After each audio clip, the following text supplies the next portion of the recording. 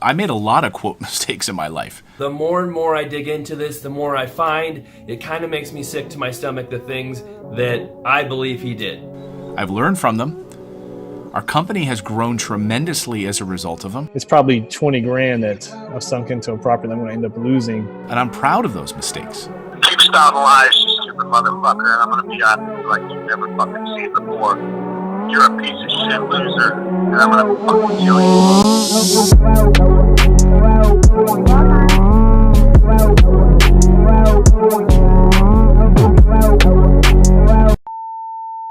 The downfall of a $50 million real estate scheme is in this Reddit post. Posted on the 22nd of March of this year by a user named ISPB2, the post would detail how, with one phone call, he would light the fuse on a half-decade-long scam that would end with the founder facing 20 years in prison and a Fox News personality fleeing the country. This is the story of Oceanpointe and Clayton Morris. 2016. This means that the UK has voted to leave the European Union. Oceanpointe is a property management company founded by one Bert Whalen back in 2014. They specialized in the lower end of property management. They operate out of the Indianapolis area, buying older single-family homes and renovating them into rental properties. It wasn't until the summer of 2016, though, that their business really began to pick up speed. Around this same time, the Reddit user, who is also a real estate investor in the same area, starts taking notice of these purchases. What he notices is that Oceanpointe is buying up properties left and right, sometimes without even visiting the property to confirm condition. Our user is suspicious of this company and the pace at which they're buying up these houses, and he decides to ask a few of the local landlords he knows if they know anything about them. He learns from one of the landlords that Oceanpointe had purchased 4 properties from her and hadn't even showed up to exchange papers or even to collect rent. Who spends $100,000 on a couple of homes and doesn't even collect rent? It's weird, and a bad situation for the tenants, but there was nothing for either of them to do. However, over the next year, Oceanpointe's purchases would only increase in pace, and by the end of the year, the user estimates they're doing at least a house a day. For context, this is unbelievably fast for the Indianapolis area, and most of these homes aren't in desirable neighborhoods, or at least not the types of places that you would buy sight unseen. Most of Indianapolis is pretty run down and beat up. The south side's industrial, and there's a lot of older homes and crime. The west side's a lot of strip malls and some hoods and a big racetrack and an airport. The east side has now become Little Chicago. But this Bert guy keeps buying anything that comes onto the market. Foreclosures, condemned buildings, bank repos, any and every building he can get his hands on. Something isn't adding up. 2017. The United States will withdraw. But the case inside the courtroom is about... Clayton Morris is leaving his position as a Fox News host to pursue his passion for, quote, passive income and wealth building. Passionate about helping people build wealth and passive income and helping empower people. That's what I want to spend maybe the next 40 years of my life. He founds his company, Morris Invest, and starts a YouTube channel to promote it, hoping to turn some of his mainstream name recognition into profit. And he succeeds. Morris Invest has hundreds of customers coming through the doors off of Clayton Morris's name recognition, and the promise of a stress-free investment opportunity. See, Morris Investing is a so-called turnkey property management company. The idea behind these companies is to provide a simple way for people to own and rent property. Morris Invest finds the house, and once you accept to pay for the upfront cost, they manage, fill, and maintain the property on your behalf, all in exchange for a small cut of your monthly rents. About the power of turnkey rental real estate. Now, what exactly is turnkey rental real estate? Basically, it's done for you real estate investing. It's a pretty sweet deal for people who don't have time or the inclination to go neck deep into property management. In reality, though, Morris Invest wasn't finding, renovating, or filling any of these properties. What were they doing? They were driving investors to Oceanpointe. They were the middleman, or through another lens, the marketing arm of Oceanpointe. Capitalizing on Clayton Morris's name, Morris Investing would divert investors' money to entities that Bert Whalen controlled for a fee of $6,500 per person, effectively selling their customers into Bert's hands as a headhunter. Even though, as an investor, you'd have a hard time knowing that anyone but Morris Invest was touching your money. At that point in time, I feel like I was a bit naive just because I had some blind faith and trust into the system. Thanks for the update. Really cool to hear Clayton himself reached out to you. I believe and trust the man, Mr. Morris. I also received good news and got my first month and a half of rent paid. They're busy over there, and I'm glad I took the plunge despite not being 100% sure about it all. I think he's not very happy he took the plunge now. 2018.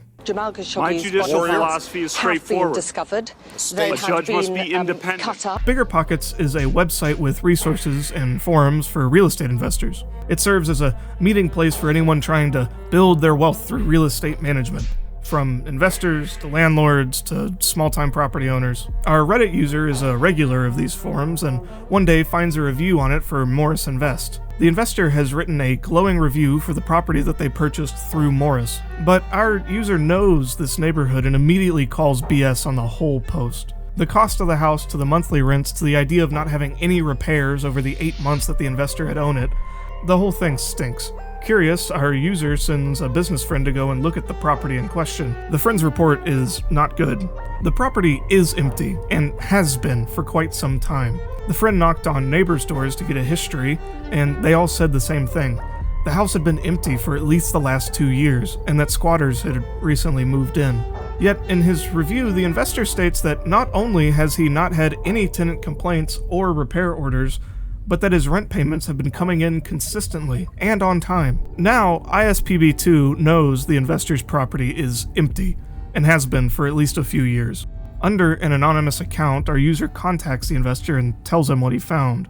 At this point, our timeline fades into obscurity. We don't know what happened on the investor's side of this exchange, who he talked to or what he thought. But what we do know is that he would go on to make several panicked posts on BiggerPockets regarding his Morris investment property. And of course, there is no way for us to follow a series of events that we cannot see. But what we know is that our user began getting lots and lots of calls from Morris investment owners looking to get their houses appraised and, if possible, purchased. Our user, being a local investor in the area, is more than willing to appraise the properties and, if the price is right, purchase them. This is when the numbers of this scam really begin to hit home. He recounts investors telling him that they paid anywhere from $40,000 on the lower end to $70,000. And by his estimation, not a single one of the houses that he appraised was worth more than $30,000 at best. Others were worth zero. Our user recounts the story of a Texas woman who called to have her house appraised by a third party. She told our user that she had paid $48,000 for the rental property expecting good returns over time, but that she realized from BiggerPockets that the entire investment had been a scam. But she was hoping to at least get rid of the property for around $8,000 to $10,000, save her skin just a little bit. So our user sent his appraiser out to go check on the property, and not 30 minutes later, he called back with a one-word assessment. No.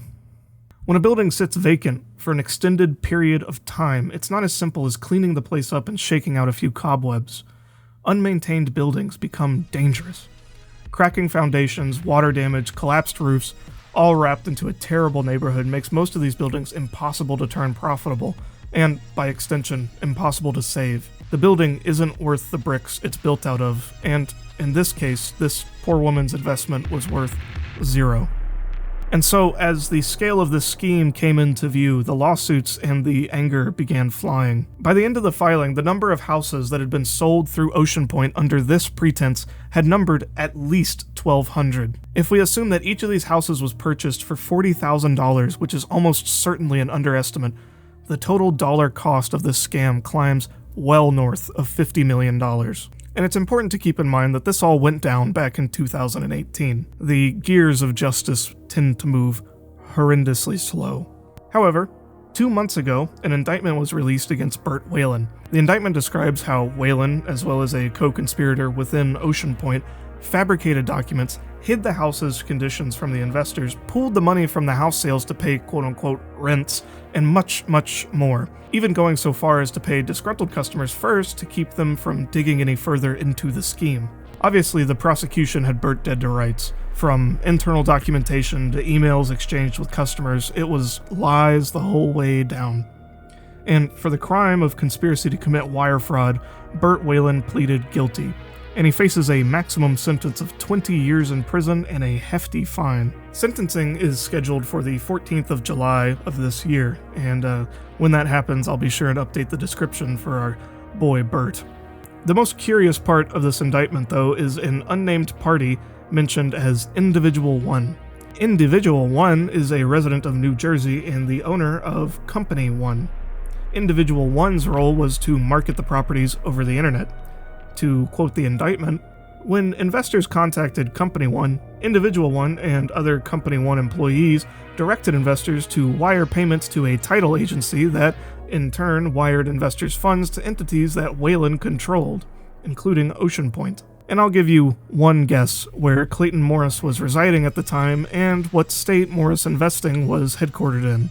It's also at this point in the indictment that it's revealed that Individual 1 had been driving clients to Oceanpointe since at least the middle of 2016, meaning that if we assume that Individual 1 is Clayton Morris and the evidence seems pretty damn strong, that means that Clayton Morris has been driving investors to Oceanpointe before he ever left his job at Fox News. So with this revelation, we have a bit of a quandary on our hands. The story so far that I've told is as Clayton Morris claims it to be. That is, that Clayton left Fox to pursue other opportunities and he just so happened to push some clients onto Oceanpointe. That he was a victim in this scam as well, that he thought that Oceanpointe was doing the proper job, and he ended up getting burned as well. A little lower. Our family suffered personally from this. Clayton's mother owned a property with fines that the management told her they had paid. They had not, and her property was sold at tax auction. She had to get a loan for $10,000 to recover it from the city. So Clayton's own mother, who he referred to get a turnkey property and he made $6,500 from, had to get a loan to pay back taxes on it. So apparently he didn't have enough of that $5 million left to actually pay his own mother's tax problems from a property he sold her. With this information, would it be too much of a stretch to say that Morris left Fox and founded Morris Investing for the sole purpose of serving as a marketing arm to a Ponzi scheme? I'll let you be the final decider of that, but this email certainly makes things very awkward for Clayton's version of events. Which is an email. A person emailed Clayton Morris and they said, just wondering, are you the owner of Oceanpointe Holdings as well, or is that a separate company that you just work with to manage the properties that you sell to investors like me? And an email address replied on June 29, 2007. That email address was clayton@morrisinvest.com. Yes, sir, we have many LLCs that we use to hold our acquisitions before rehab, and that is just one of them that we own. That's rather interesting. Natalie Morris, Clayton's wife and co-investor screwer, came out and said that all the negative attention was having an adverse effect on her husband's health, comparing it to, no shit, watching him go through chemo-fucking therapy. Still thinking about it makes me sad. She never bothered to mention the struggles of the thousands of people that they sold up the river to Oceanpointe and what hardships they might be going through or what they planned to do with the millions of dollars they'd made off the scheme. But she needed to let the world know that her man's fifis were hurt because a bunch of people online were calling him names. And we could end the video here. The head of the scheme facing charges later this year and the Morrises in Portugal. But there is an entertaining coda to this whole debacle. In the wake of this, Clayton Morris was now out of a job. He'd left his last job to pursue real estate, and obviously that was in tatters now, and he didn't want to stay in the States, so any local work was out of the question.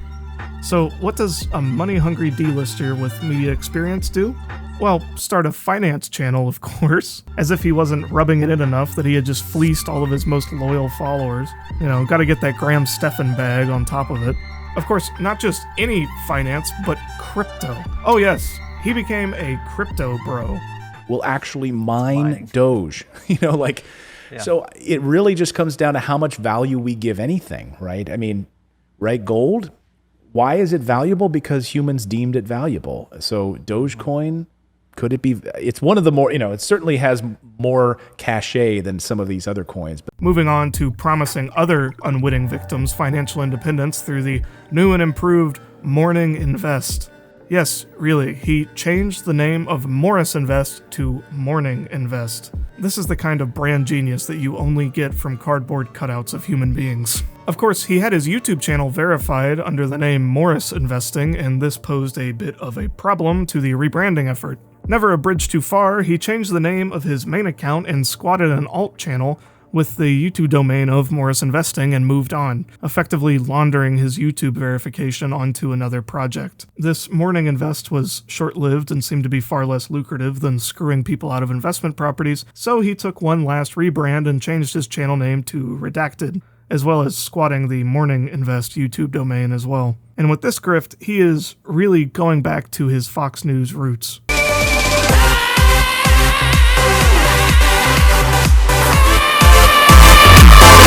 Do what you're good at, I guess. So if you want some of the most unintelligent, conspiracy-baiting, backwards-ass coverage of the news, you can get it straight from the toxic twosome's mouth on Redacted. And of course, the YouTube audience is eating this shit up. The saddest part is that if you watch a few of these episodes, the couple's lack of any experience as political commentators really comes to the fore. Every segment more or less consists of Clayton Morris doing a 10 or 15 minute teleprompter monologue, followed by Natalie saying some incomprehensible shit about not much of anything. Well, when you look at this confluence of spending, right, and then you think back to recent history, the CARES Act was $2.2 trillion. Like, that's not a lot. And we argued tooth and nail over it. So when you think about what the priorities are, right, like no one says boo about this type of spending, yet this was major news. And what we are supposed to see, right, is non-involvement, but that's not what this is. Right. It's good that Clayton brought his wife on, though. It wouldn't be a modern alt-media conspiracy show pretending to be news if we didn't have a woman playing second fiddle to a man at all points during the show, because representation is making sure that those femoids stay in the passenger seat. So, the real end of this story goes something like this. The guy who was stupid enough to put his name on the scam gets charged and fined, while the guy who sold his trusting clients up the river and soiled millions of their savings flees the country to secure a luxury lifestyle for his family while rebuilding his grift into fanning the flames of the fever swamp right of the country that he no longer resides in. All while pulling in a delicious profit off of the entire scam and never paying a dime to the people that he screwed over. Because sometimes the bad guys get away with it. Until next time.